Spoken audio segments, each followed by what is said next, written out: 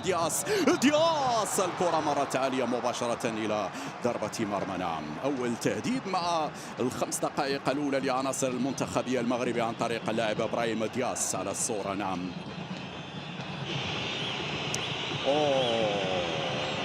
كيليان مبابي، عز الدين ناحي إبراهيم دياس، السيطرة زادت لعناصر المنتخب المغربي، وصلت إلى مزراوي 1 على 1، مزراوي يقترب من إبراهيم وانتورا إبراهيم، يلا يا إبراهيم،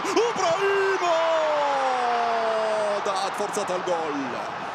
غريبة هذه الكرة. نعم، يا من ثنائية بين عز الدين أناحي وإبراهيم دياس في منتهى الروعة، خذوا هات. نعم، بين أناحي وإبراهيم دياس أمام المرمى الفارغة.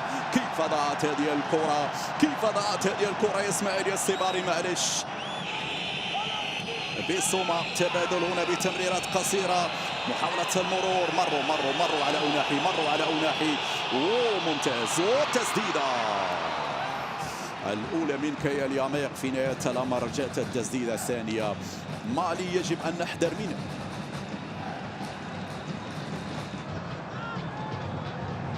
عز الدين، لمن عز الدين؟ برافو عز الدين، مزراوي، العرضية هي الراسية، ولكن لا زالت مغربية، وتسديدة. التسديد يا اسماعيل يا الصيباري، هذه كانت رايحة للشباك. مزراوي، إبراهيم دياس وصلت إلى عز الدين، برافو دياس من جديد، دياس يدخل، دياس العرضية، إبراهيم دياس وفيها ركلة يقول الحكم. واحدة من إبداعات إبراهيم، واحدة من مهارات إبراهيم. ضربة جزاء للمنتخب المغربي في هذه الأثناء. نعم، ضربة جزاء للمنتخب المغربي. إذن إبراهيم دياس يتقدم، إبراهيم والهدف الأول. إبراهيم دياس يأتي بالجديد بعد طول انتظار. نعم، تهتز الشباك المالية بهدف اللاعب إبراهيم دياس 1-0. نتيجة تتغير على بعد ثواني فقط من نهاية شوط المباراة الأول. إبراهيم 10 أهداف مع المنتخب. ننتظر بكل تأكيد المزيد يا إبراهيم يا دياس. إبراهيم يلعب قصيرة، مرفوعة الكرة، الراسية غابت يا أيوب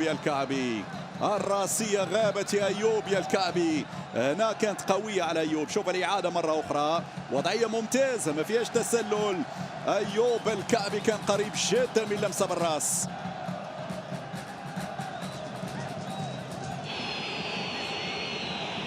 كامارا يعمل مراوغة، يدخل وسط لاعبين، مرة من الثالث، هذه صعبة. كامارا،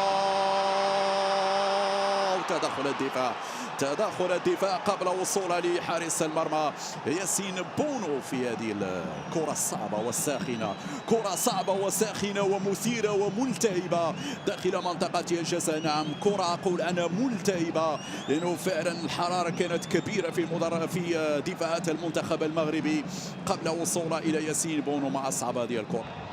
عبدو ميفير، نعم، يعلن عن ضربة جزاء لفائدة المنتخب.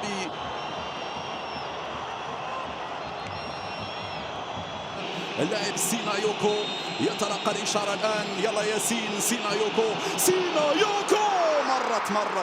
مرت إلى الشباك، وهدف مالي في هذه اللحظات. نعم، سدد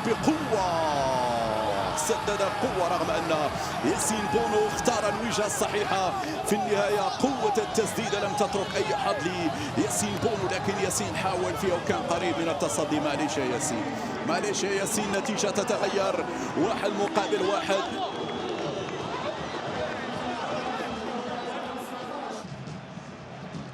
ترفع هذه الكرة الراسية، ولكنها مرت عالية. أول رأسية لعبد الصمد الزلزولي مباشرة إلى ضربة مرمى. هذه الإعادة مرة أخرى. ترجع الكرة، نصيري لم يظهر بعد. خطأ هنا، يجب استغلال هذا الخطأ. انطلاقة نصيري، يوسف يوسف يا يوسف يا يوسف، هذه لا تضيع، هذه لا تضيع يا يوسف. ديارا يتصدى لكرة هي الأبرز في هذا الشوط الثاني لعاد مرة أخرى. يوسف استلم باليمنى وسدد باليسرى. إلياس بن صغير، إلياس يسدد، ولكن ديارا يتصدى. نعم كانت رايحة على أقصى يمين حارس المرمى ديارا. في النهاية ديارا هنا تحرك في المكان الصحيح، يتصدى لهذه الكرة، وصلت سريعة لليسار. هذه التمريرة زلزولي في الاستلام، زلزولي ضغطوا عليه. شوف اللاعبين الماليين كيف يتمركزون. لا زالت مغربية، رحيمي إلى اليمين، العرضية وبراس ديارا يتصدى. كاد يأتي الهدف من نيران الصديقة، كاد يأتي الهدف بيدية من المدافع المالي. هذه الصورة مرة أخرى حاول يرجع للحارس في نهاية المطاف. ديارا ينقذ الموقف. آخر كرة كانت في المباراة، الحكم عبدو ميفير يطلق صافرة نهاية هذه المواجهة بالتعادل، هدف مقابل هدف بين الطرفين بنفس الكيفية من علامة الجزاء. نقطة لكل منتخب. المغرب طبعا يبقى في صدارة هذه المجموعة برصيد 4 نقاط في انتظار اللقاء الأخير أمام منتخب زامبيا.